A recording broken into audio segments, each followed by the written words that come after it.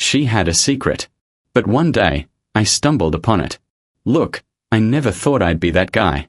You know the type. The husband who goes snooping. The paranoid one who checks phones and digs through bags. That wasn't me. I trusted my wife completely. 15 years of marriage, and I'd never once questioned her loyalty. Until a Tuesday night changed everything.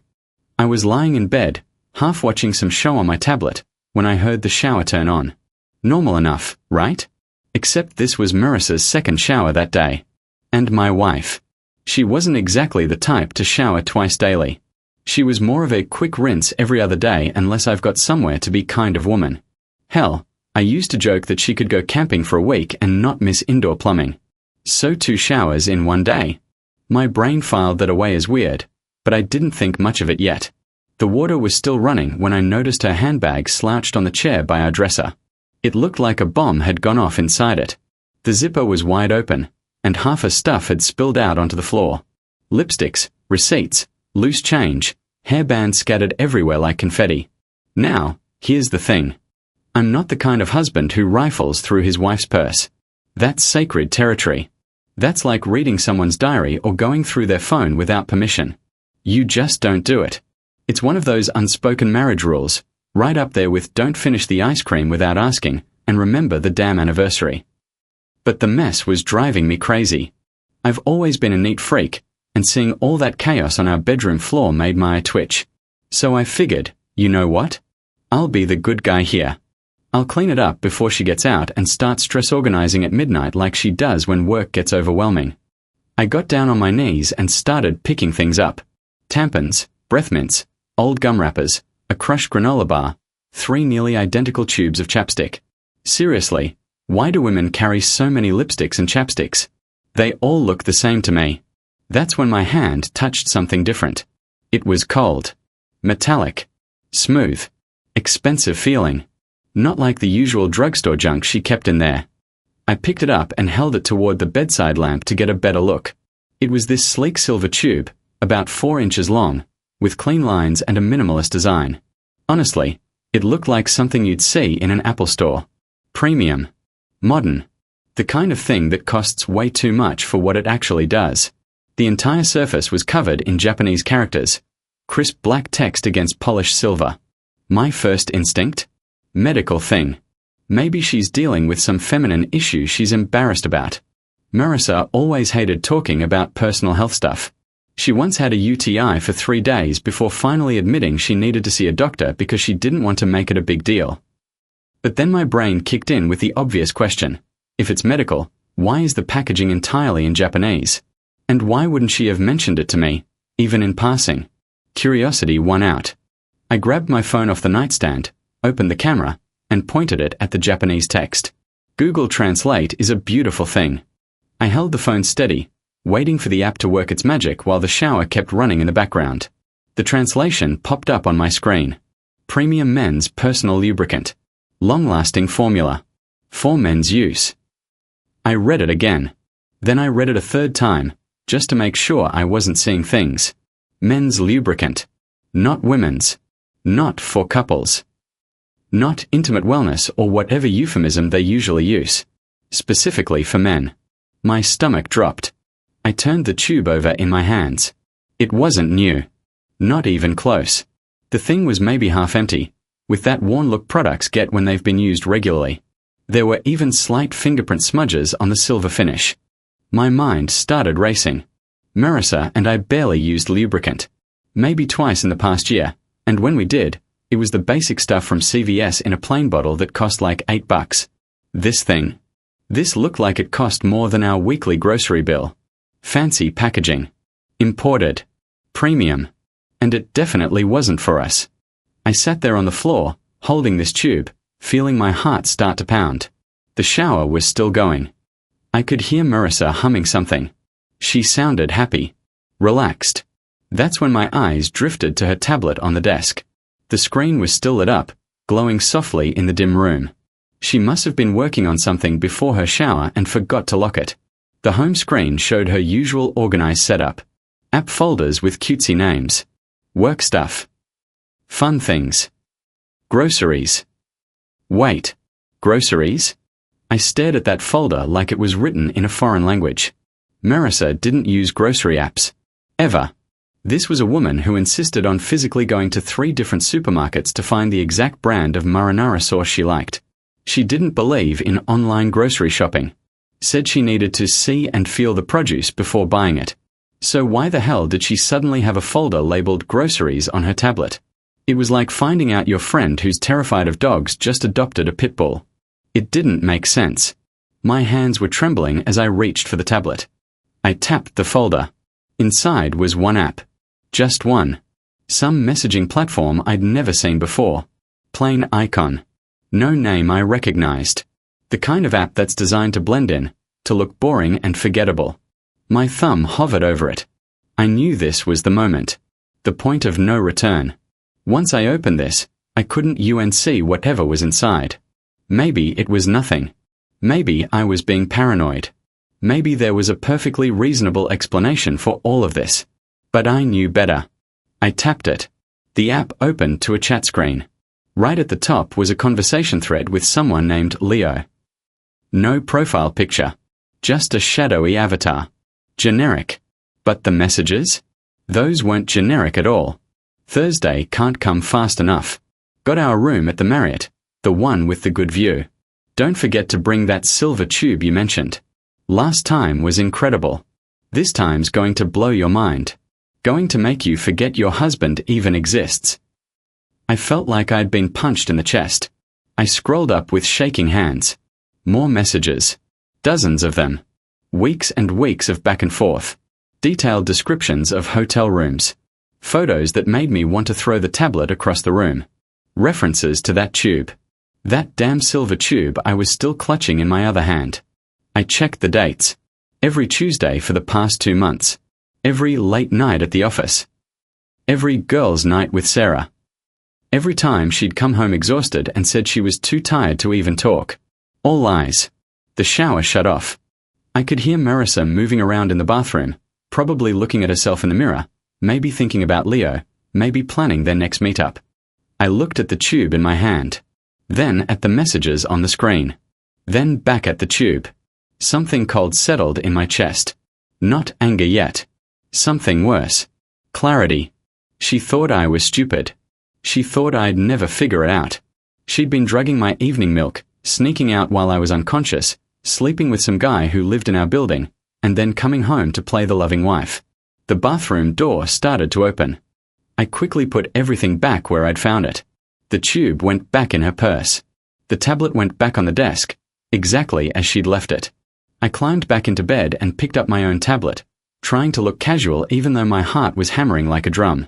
But here's the thing about betrayal. Once you know, you can't unknow. And once you see the truth, you can't unsee it. As I lay there pretending to be absorbed in my show, watching Marissa walk out of that bathroom with her fake smile and her fake concern, I realized something important. I wasn't going to confront her. Not yet. I was going to do something much, much better. I was going to make sure she regretted every single lie. Marissa came out of the bathroom wrapped in her towel, hair damp, looking like she'd just had the most refreshing shower of her life. She caught my eye and smiled. That same warm smile I'd fallen in love with years ago. Except now I knew what it really was. A mask. "Hey babe," she said, her voice soft and sweet. "You look exhausted. Long day." I forced a smile. "Yeah, just tired. You know how it is." She walked over to the kitchen. I heard her moving around, opening cabinets. A minute later she came back holding a tall glass of milk. "Here," she said, sitting on the edge of the bed and handing it to me. "Drink this. It'll help you sleep better. You've got that early meeting tomorrow, remember?" The early meeting. Right. The one I'd mentioned at dinner. The one she'd clearly filed away as useful information for planning her next little adventure. I took the glass and looked at her. Really looked at her. Trying to see if there was any guilt there. Any remorse. Any sign that she felt even a tiny bit bad about what she was doing. Nothing. Just concern. Just fake, manufactured concern. "Thanks, honey," I said, taking a sip. The milk tasted normal, but I knew better. I made a show of drinking about half, then set it on the nightstand. "You're amazing, you know that." I love you, she said, leaning in to kiss my forehead. Those 3 words made me want to scream. But I didn't. I just smiled and said them back. Love you too. She seemed satisfied. Climbed into bed next to me, picked up her own phone, started scrolling through something. Probably texting Leo. Probably making plans. I lay there next to her, pretending to drift off, and started planning. Because if Marissa wanted to play games, I could play too. And I was going to play to win. The next 60 minutes were torture. I had to lie perfectly still, controlling my breathing, occasionally letting out a little snore to sell the act. Marissa was patient. She waited a full hour before making her move, probably to make absolutely sure whatever she'd put in that milk had knocked me out completely. I felt the mattress shift as she carefully slid out of bed. She moved like a cat.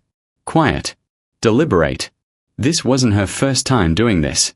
At 12:45 a.m., I heard our front door open. Then close. Then voices in the hallway outside. I waited exactly 20 seconds. Then I got up, threw on my robe, and crept to the door. The hallway was dimly lit by those cheap fluorescent lights our building used. At the far end, near the elevator, I could see them. Marissa pressed against the wall. Some tall, muscular guy with his hands in her hair, kissing her like the world was ending. So that was Leo. They got in the elevator. I watched the numbers light up. 4th floor. Right above us. Of course. The guy my wife was cheating with lived in our building. 1 floor up. The universe had a sick sense of humor. I followed them up the stairs, moving quietly. By the time I reached the 4th floor, they were already inside apartment 4C. I could hear them through the door. Talking. Laughing. I can't believe you live right above him, Marissa said, and there was actual excitement in her voice. It's so risky. So hot. That's what makes it fun, baby, Leo replied. Now, did you bring what I asked for? Of course. The good stuff. I heard movement. Then silence. Then the kind of sounds that made me want to break the door down. But I didn't. Because earlier that day, while Marissa had been at work, I'd done something. Something I'm not particularly proud of, but something that needed to be done. I'd taken that silver tube, emptied about half of it, and refilled it with industrial-strength superglue. The kind they use in construction. The kind that bonds instantly and permanently. Then I'd carefully put it back in her purse, exactly where I'd found it. About 30 seconds after I heard them get started, everything changed. Wait, what the? Leo's voice, confused. Something's wrong, Marissa said, panic creeping in. Something's really wrong. What did you do? What did you put on me? Nothing. It's the same stuff as always. The silver tube, the one you like. Well, something's wrong with it because oh God, we are stuck. I had to cover my mouth to keep from laughing out loud. We are stuck? What do you mean we are stuck? I mean we are stuck. We can't. I heard scrambling. Running water. Panicked voices getting higher and higher. They tried everything. Water. Soap. What sounded like cooking oil. Nothing worked. 40 minutes later, through the door, I heard Leo make the call. Yes, we need an ambulance. I know this sounds insane, but we are kind of stuck together. No, I'm serious. Yes, I'll stay on the line. That was my cue to leave. I went back downstairs, climbed into bed, and waited. Phase 1. Complete. Marissa came home at 10:30 the next morning looking like she'd been hit by a truck. Makeup gone. Hair destroyed. Walking like every step hurt. Her dress was wrinkled and had stains that looked distinctly medical. I was sitting at the kitchen table with my coffee, acting like everything was normal. Morning, I said cheerfully.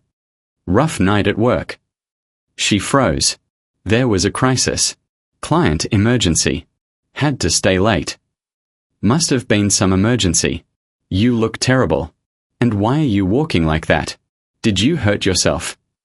I fell. Down some stairs. At the office. Twisted my back. Went to urgent care. That's awful, honey. Want some breakfast? Before she could answer, there was a knock at the door. I opened it to find Leo standing there, looking even worse than Marissa. His jeans were unbuttoned. He was moving like he'd been in a car accident. "Is Marissa here?" he asked, his voice strained. "We need to talk about last night." "Sure, come in," I said with my friendliest smile. "Marissa just got back from work. She had some emergency. You two know each other." The look they exchanged was priceless. Pure panic mixed with pain mixed with the dawning realization that they were both screwed. Over the next few weeks, I systematically destroyed both of their lives. The details don't matter as much as the result. Marissa and Leo both ended up with permanent injuries from their little accident. The hospital bills were astronomical. The divorce took everything she had. The investigation into her affair network led to criminal charges for multiple people, including her. Leo lost his job as a fitness influencer when the story went viral. Can't really market yourself as a relationship coach when you're famous for getting superglued to someone's wife. The custody hearing took 15 minutes. The judge looked at the evidence and awarded me full custody of our son without hesitation. And me.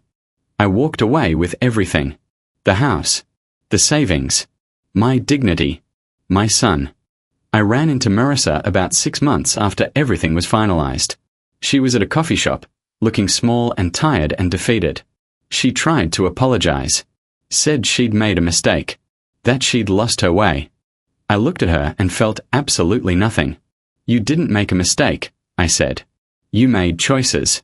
Hundreds of them. Every lie. Every secret meeting. Every time you drugged me and snuck out. Those were all choices." "I know," she whispered. "I am sorry." "I'm not," I said. "You taught me something important. You taught me that I'm stronger than I ever thought I was. That I don't need someone who sees me as an obstacle instead of a partner."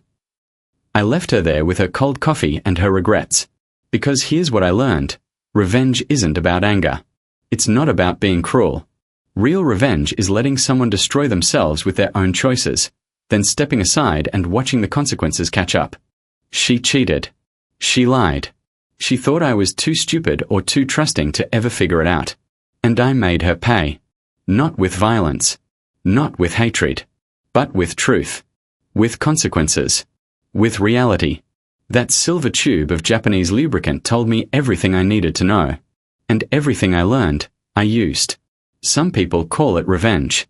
I call it justice. And it tasted better than any victory I could have imagined.